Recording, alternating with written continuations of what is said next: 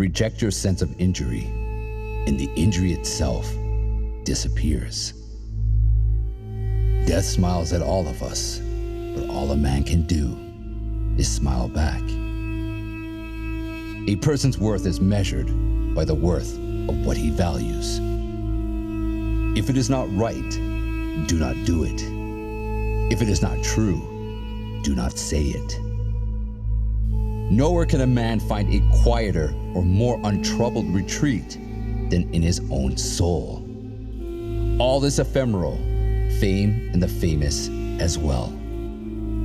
All you need are these: certainty of judgment in the present moment, action for the common good in the present moment, and an attitude of gratitude in the present moment for anything that comes your way. An ignorant person is inclined to blame others for his own misfortune. To blame oneself is proof of progress, but the wise man never has to blame another or himself.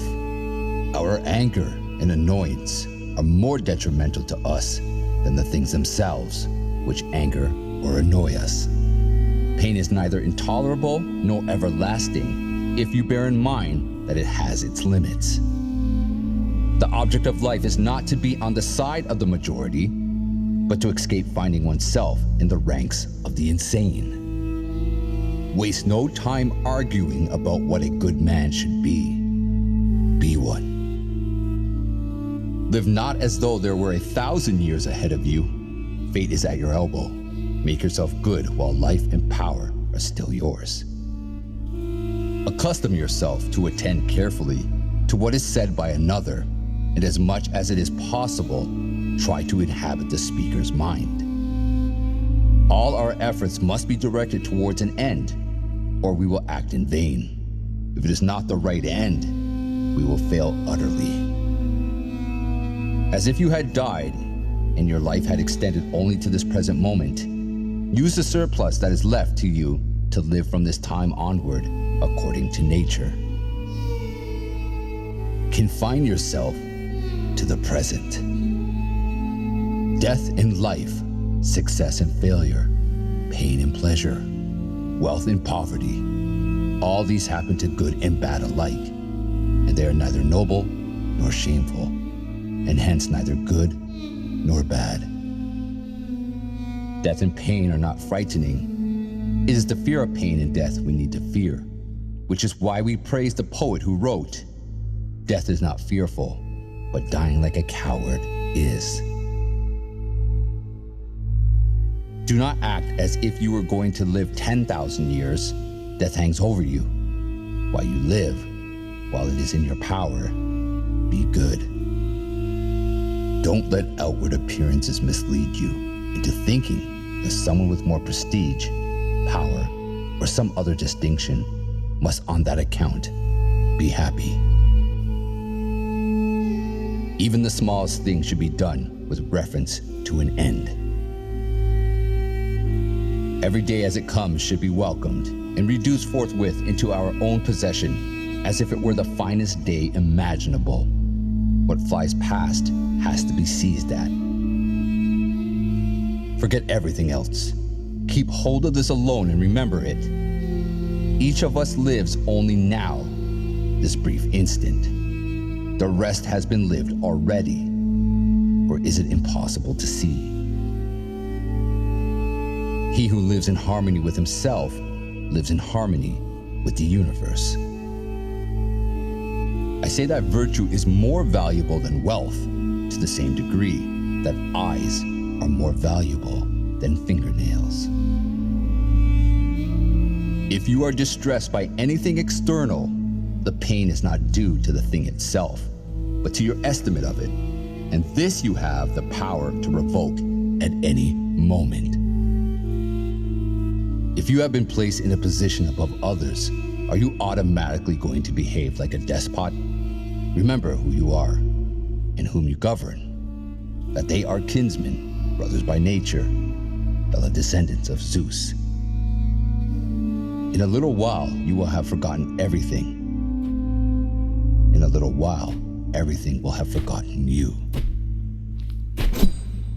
It is not events that disturb people, it is their judgments concerning them. Never get into family fights over material things.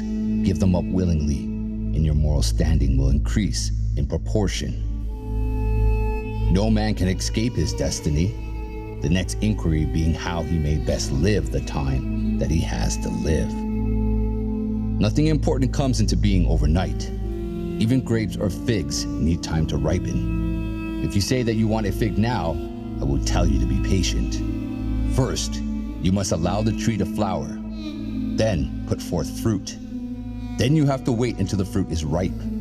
So if the fruit of a fig tree is not brought to maturity instantly or in an hour, how do you expect the human mind to come to fruition so quickly and easily? Now think of the things which goad man into destroying man. They are hope, envy, hatred, fear, and contempt. Our life is what our thoughts make it. Pleasures, when they go beyond a certain limit, are but punishments. Poverty is the mother of crime. Shall any man hate me? That will be his affair.